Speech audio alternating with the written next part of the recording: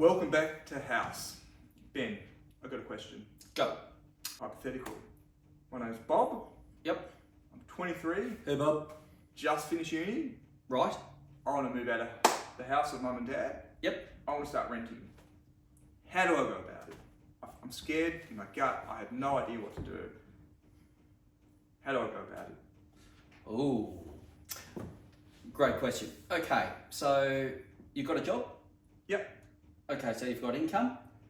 Marginal. I'm just working at McDonald's in this example. Okay. I'm earning $1,000 a week. Okay, $1,000 a week. Yep. So normally a rule of thumb is this. So when you want to rent a property, ideally you don't want to be spending more than 30%. Okay? Yep. So 30%. Once you start getting over 30%, okay, of your income for rent, it starts to get a bit difficult for you. Okay, so if you can work off the base 30%, so more than likely you would be moving into a property with another person. Yes. Okay, because that lowers the costs dramatically. So It lowers the cost because they also chip in. 100% they do, so they take another room. So it's a case of, are you good at living with other people? Who knows? and this is what you need to work out, because some people, they just They can't. don't want to live with anybody else. And that's fine. So what that means is that when you lease a property, you have rent, you have electricity costs.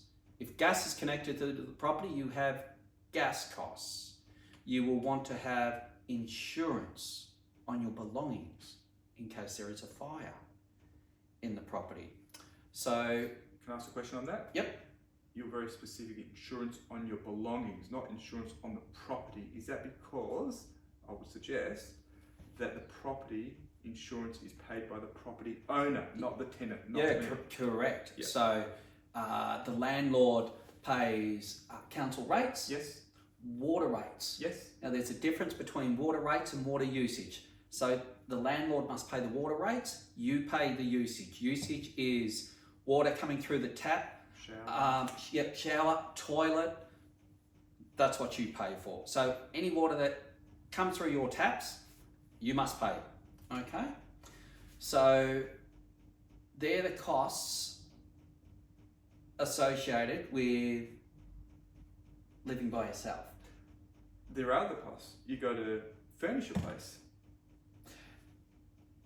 Yes, and that can be an expensive exercise, but the best way is to speak to friends, family members, extended family members. Have you got a couch you're getting rid of? Have you got a bed? Do you have a dining table? Do you have chairs? Because the way to go about it is you don't want to go buying everything.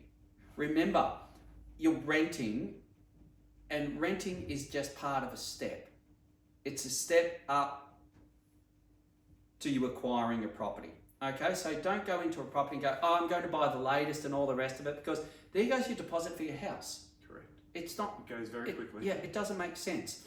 So what I did for my first house, Yes. I picked up all furniture on the side of the road when they had hard rubbish collections, Yes. because everyone just dumps everything out there. So I would drive around and I grabbed everything. Correct. I didn't pay a cent for anything. Yes. So if it wasn't on the side of the road that I could throw into a beaten up old car, it was from a family member or a relative. I didn't care as long as it was free. Yes. Okay? And today now you can get stuff free or very cheap on these different marketplaces, like Facebook Marketplace, 100%. eBay, whatever it may be. You can get Gumtree. Yep, definitely. And so, and that's what you want to do, because once you step up and you do purchase a property, then you'll buy items that will suit the house, etc. But for your first house, who cares? What I normally find is that people, they go out and they buy the latest and the greatest and all the whiz. Don't do that. Don't do it. It's just not worth it, guys. You're better off just save and get your house. Okay? Yeah, so from what you can understand, what we've been talking about, the name of the game is to save as much as you can to get into that property market, to purchase your first home, house, as soon as possible. Definitely. So, as you said, so Bob's moved out, Bob, and okay, so he understands he's making $1,000 a week, and he's spoken to family, etc. He's got all the furniture sorted. He's going to buy himself a rackety old bed. Who cares? You only sleep on it, so that's fine. He'll get away with it. So, but the question is, that's great to have all the furnishings. I want to secure that property. How am I going to get that rental? I've been to a few, Bob, that is, and there are 20, 30, 40 people at that home for inspection to check out that rental. How do I, Bob, secure that property? Okay, so what we'll do, we're going to work through a process. Yes. And this is what I would do. I still have rental properties where the important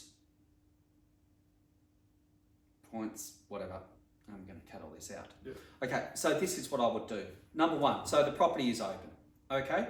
There's no point phoning up agents and all the rest saying, look, I'm going to be doing this and doing this.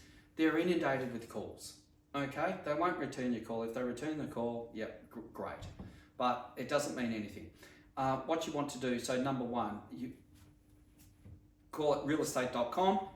So we're looking at property, let's say we're looking at property here in Melbourne, okay?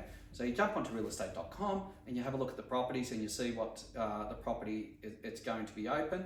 Flick them an email, just confirming the property's going to be open. Yep, property's going to be open. Fantastic. And you turn up. Do not park in the driveway. What people do? People do. The first thing... That's a big... Yeah, you just don't do it. Park on the street, okay? So park on the street, number one, not in the driveway. The number of people I've had to say, move your car out of the driveway, I can tell you what, they've never got a property from me. Not a chance. So you need to start off on the right footing, okay? So you get to the property, okay? The agent's at the door. Some agents take your details, some don't. That's fine. So you're at the door. First thing I would say to the agent is, let's say for example, it's me, and you would say, hi Reid, I'm Bob.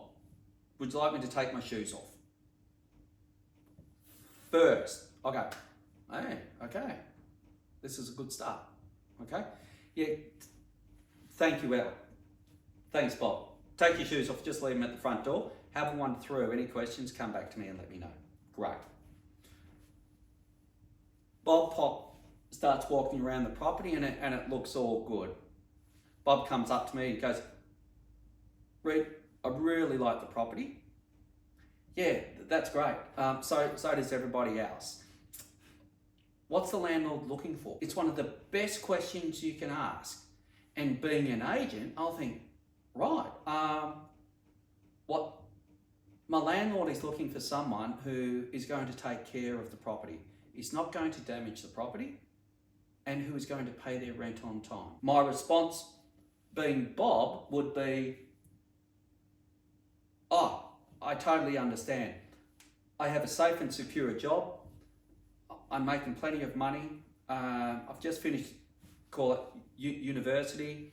I'm looking for an undergrad position. I'm making $1,000 a week, and I think I'd be the perfect tenant. How do I go about it? Yeah, that's great, Bob. This is what I want you to do. Apply online, one form, send it all through, and just do that. Yep, okay, thanks so much. Is there anything else that I need to know? Is there anything else that you require from me? And I would say, no, that's it, just flick it through. So Bob leaves the property. Okay, now taking into account the estate agent who is there is going to have another 50 of these conversations, okay, with other people. So you need to make sure that you actually stand out. Yep. You stand out, first thing was, well, you're not parking in the driveway. It's polite, it's called manners. It goes a long way, okay? Taking off your shoes. I'll remember him because Bob was probably one of 5 people out of 40 that ask me, would you like me to take my shoes off? So do estate agents write those kind of tidbits, those notes against the name? Yeah, definitely. Okay. Because estate agents, they know who's going to be a safe bet and who's not.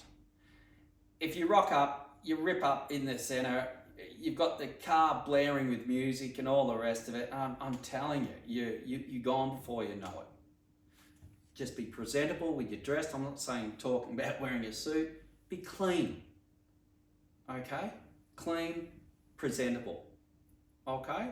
And treat the estate agent how you like to be treated. It'll go a long way. Yep. Okay. So you've submitted your application, Bob? Yeah, assuming the application's fine, everything was submitted appropriately. Yep. I can prove my income, etc. Yep. Again, how does an estate agent on average make the decision? Okay, well, at the end of the day, it's all about de-risking Yes. the property. So who is going to be the best tenant? Who is going to fit the property best for my client? Who is not going to cause me pain where I have to chase rent and they're damaging the property and all the rest? And this happens. And for the individuals that do that, they get blacklisted. So when they try and find another property, you're not going to get it because there's a record, okay, of that. Yep. So you're always in. So you're saying a record, just for everyone to understand, record for other estate agents? Yes, Like, definitely. so the central hub of... Yeah, there's a database, and so your credentials will go in there, and they'll say, "Yep, didn't pay their rent, owes this much, damaged property, whatever the case may be." There's a record for everything. Yes. Okay, same as you have a credit record. Yep.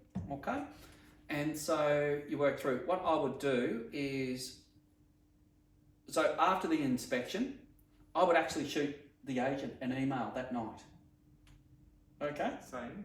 And I would just say, Reed, it's Bob here. I met you at property X. Great to discuss the property with you. I'm super keen. We're ready to go right now. If you require anything else, please let me know. I know we'd be fantastic tenants. How many people would do that? Lucky 1 out of 50. Oh, okay. So that puts you in a... And it Elevates your... Yeah, it puts you in my frame of mind because I want to lease the property as quickly as I can, but I will only lease the asset to someone who I feel safe and comfortable with. Yes. Yep. You've ticked the boxes. I've actually run a background check on you. Yep. Okay, and everything ticks. Everything looks good. So just on the background check, what does that include? So background check, so it would be, it's a check on your documentation that is submitted. So everything, because there's a lot of false documents out there now, passports, everything. And so it cross-references you with a database Yes. to ensure that everything is correct. Okay. And then what we will do as well is we will phone your references. Okay. Okay? So it's not, I don't believe Bob that he's said everything what is true. There will be references in there. I will speak to the references. If I think there's something a bit shady going on, Cut. you'll cut. Yep. I'm not wasting my time because I've got another 40 Sure. applicants. If everything ticks through and I feel comfortable with you, you've got the property over the 40. No, so I've heard people saying that they've offered high, let's say it's $400 a week rental, Yep. and they say, okay, I want to be top of the class, so I'll Yep. offer you 3 months of rent up front, $100 a week. Does that work? No, Why not?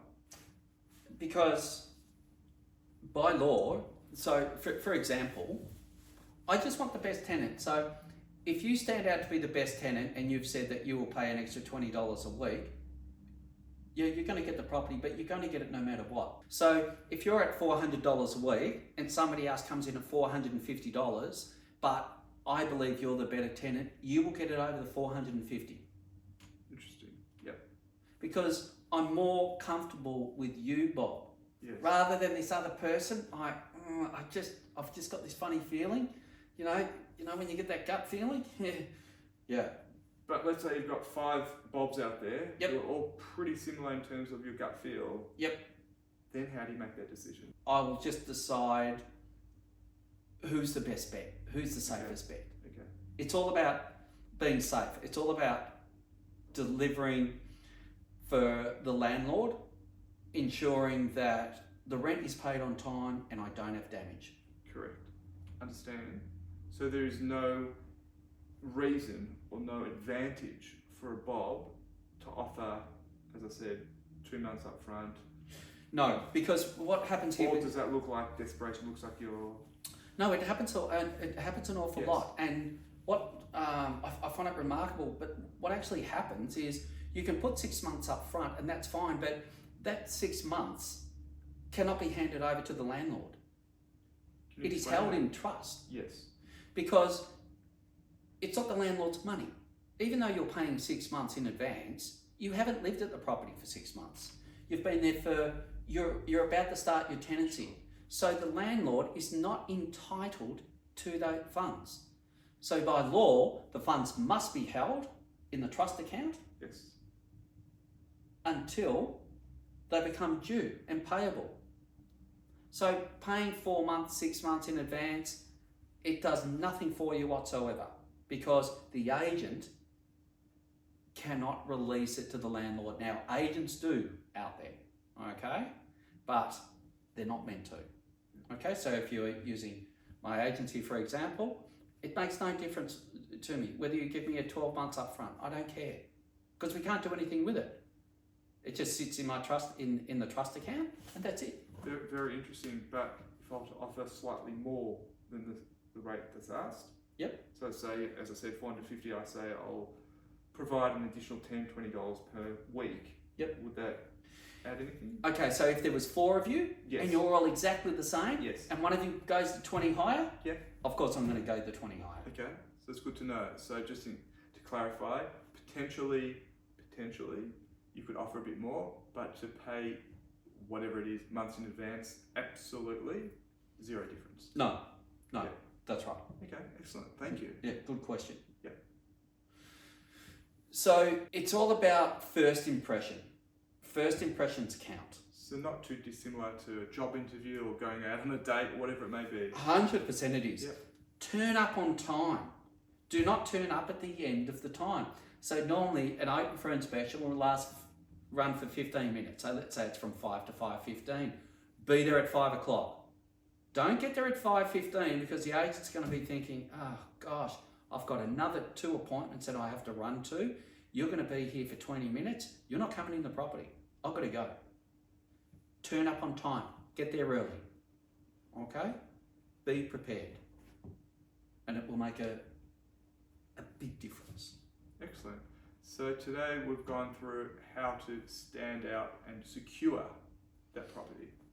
Yeah, definitely. And you won't always win first time, but the advice here today, it will make you stand out from the crowd. And that's what this is all about. Excellent. Thank you. We hope that helps you out. The next component will be you've secured the property. Thank you. Any questions, yell out. We'll see you next time. Bye. And please subscribe. And subscribe.